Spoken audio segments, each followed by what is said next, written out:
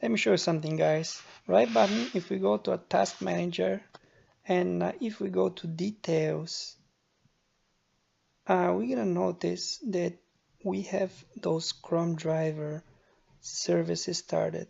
Every time when we start a Selenium, when we run our Selenium test, we're gonna have one more Chrome driver service added here, and they're just gonna sit here wasting memory. And if we're working on they're not that many in this case, right there.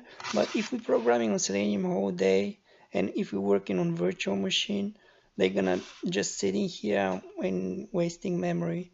And it's not a good idea.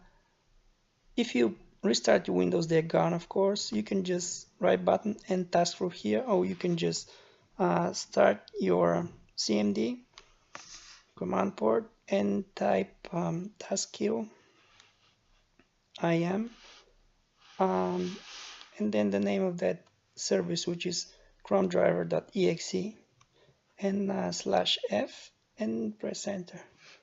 What do we have here?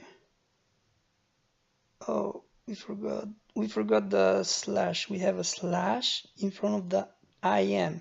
So just put the slash, execute it, and we have these services terminated. Pretty cool, huh? Okay.